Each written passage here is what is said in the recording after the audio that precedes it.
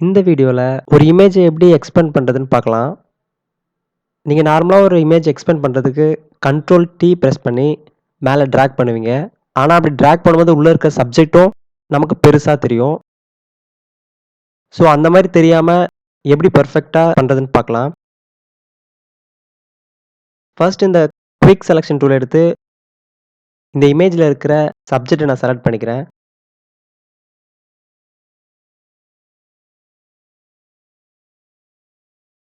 Select பண்ணி முடிச்சுட்டு செலக்ட்ல modify expand குடுத்து ஓகே குடுத்துக்கிறேன்.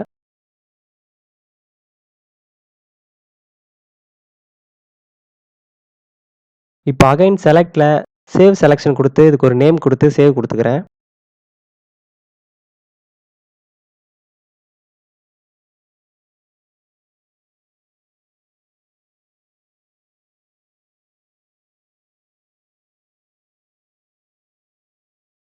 இப்போ இந்த கிராப் செலக்ஷன் டூல் எடுத்து நமக்கு எவ்வளோ எக்ஸ்பேண்ட் பண்ணணுமோ அந்த அளவுக்கு ரைட் சைட்லயும், லெஃப்ட் சைட்லயும் கொஞ்சம் எக்ஸ்பேண்ட் பண்ணிக்கிறேன்.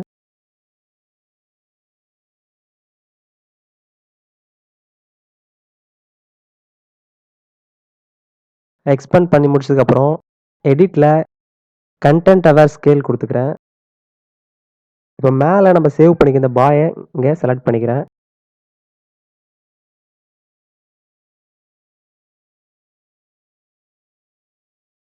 செலக்ட் பண்ணிட்டு இங்க இருக்கிற இந்த செயின் ஆப்ஷன அன்லாக் பண்ணிக்கிறேன். அன்லாக் பண்ணிட்டு இப்போ நீங்க ரைட் சைட்லயும், லெஃப்ட் சைட்லயும் டிராக் பண்ணீங்கன்னா இமேஜ் எக்ஸ்பேண்ட் ஆயிடும். நடுவுல இருக்கிற சப்ஜெக்ட் எந்த டேமேஜும் ஆகாது. இந்த மெத்தட் யூஸ் பண்ணி போர்ட்ரெய்ட்ல இருக்கிற இமேஜும் நீங்க லேண்ட்ஸ்கேப்பா மாத்திக்கலாம். மேலும் இது போன்ற வீடியோஸ்க்கு நம்ம சேனலை சப்ஸ்கிரைப் பண்ணிக்கோங்க.